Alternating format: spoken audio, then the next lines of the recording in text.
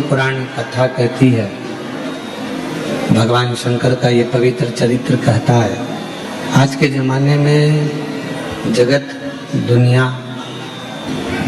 शरीर में आग लगाने वाले को ढूंढ रही है। घर में एक बेटा हो जाए जो शरीर में अंत समय में हमें अग्नि दे दे।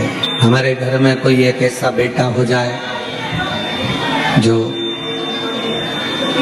हमारे अंत समय में हमें पिंड दे दे। हमारे घर में कोई एक ऐसा जन्म ले ले जो हमारे मरने के बाद श्राद्ध कर दे, तर्पण कर दे, तिलांजलि कर दे, पिंड कर दे। हम बस ऐसा ढूंढने में लगे हुए हैं। जितने भी लोग शिव महापुराण की कथा को श्रवण कर रहे हैं या जितने भी शिव भक्त इस पवित्र कथा को सुन रहे हैं, श्रवण कर रहे हैं, हम निवेदन करें कि ऐसा कोई व्यक्ति नहीं जो घर में बेटा नहीं चाहता, पुत्र नहीं चाहता। ऐसा कोई व्यक्ति ही नहीं है जो घर में पुत्र की कामना नहीं करता,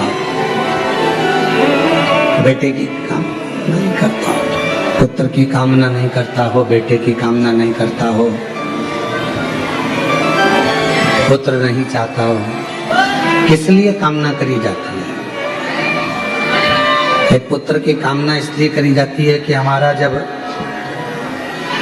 अंत समय आए, हमारी अंतिम अवस्था आए, हमारे प्राण छूटने का समय आए और हमारे जब प्राण छूट जाए तो कोई तर्पण कर दे, कोई तिलांजलि दे दे, कोई श्राद्ध कर दे, कोई पिंड दे दे।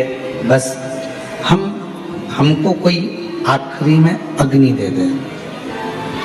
तन को अग्नि देने वाला तो हम ढूंढ रहे हैं कि कोई हमारे घर में एक ऐसा जन्म ले ले, हमारे घर में कोई एक ऐसा पैदा हो जाए, एक ऐसा कोई जन्म ले ले जो हमको अग्नि इस शरीर को दे दे। पर शिव महापुराण की कथा कुछ और कहती है। डीले कम करके प्लेन करो। शिव महापुराण की कथा वर्णन करती है कि अग्नि देने वाला तो बहुत संसार में लोग मिल जाएगा, अंतिम संस्कार करने वाले भी ढेरों लोग संसार में मिल जाएंगे, पर अज्ञानता को मिटाने वाला संसार में बहुत कम मिलेगा। इसलिए परमात्मा से, ओगरदानी से, त्रिकालदर्शी से, कैलाशी से, अविनाशी से, शिव जी से प्रार्थना करना कि हमारे घर में अगर कोई जन्म ले तो ऐसा ले जो अज्ञानता को मिटाकर ज्ञान की राह को प्रशस्त कर दे। हमारा मार्ग जो ज्ञान का मार्ग प्रशस्त कर दे, ज्ञान की राह प्रशस्त कर दे, ज्ञान का मार्ग प्रशस्त कर दे। ऐसा कोई हमारे परिवार में, हमारे कुटुंब में, हमारे घर में जन्म। और यदि हमको हमारे घर में भी अगर ऐसा कोई जन्म नहीं ले तो फिर प्रयास करो कि शिव कृपा से, भगवान शंकर की करुणा से, दया से, उनकी उदारता से कोई आपको और हमको ऐसा मिल जाए। भगवान शंकर की कृपा से आपको और हमको संसार में कोई गुरु, कोई सदगुरु, कोई ऐसा संत, साधक, उपासक मिल जाए जो हमें अज्ञानता से दूर कर कर ज्ञान का मार्ग प्रशस्त करके परमात्मा के दरवाजे तक छोड़ दे, भगवान की चौखट तक छोड़। हमने पहले भी कथा में कहा, आज फिर कहते हैं, मृत्यु लोक में जन्म लेना, संसार सागर में जन्म लेना सरल है। कोई आप पुण्य करेंगे, मृत्यु लोक में जन्म ले लेंगे। भगवत भजन करेंगे, स्मरण करेंगे, मृत्यु लोक में जन्म ले लेंगे। इस मृत्यु सागर में, संसार सागर में आप जन्म ले लेंगे। पर मृत्यु लोक में जन्म लेना सरल है, मृत्यु लोक में पैदा हो जाना, जन्म लेना सरल है, पर मृत्यु लोक में जन्म लेकर कुछ ऐसा कर्म कर देना कि तुम्हारे जाने के बाद भी दुनिया के लोग तुम्हें याद करें, तुम्हारे जाने के बाद भी दुनिया के लोग प्रभु का स्मरण करें।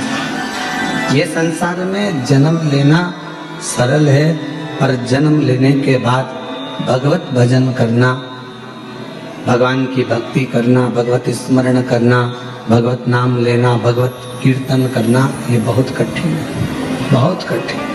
और मैंने तेरे ही भरोसे बाबा, तेरे ही भरोसे हवा उड़ती बाबा, डोर है तो छड़ीना हटी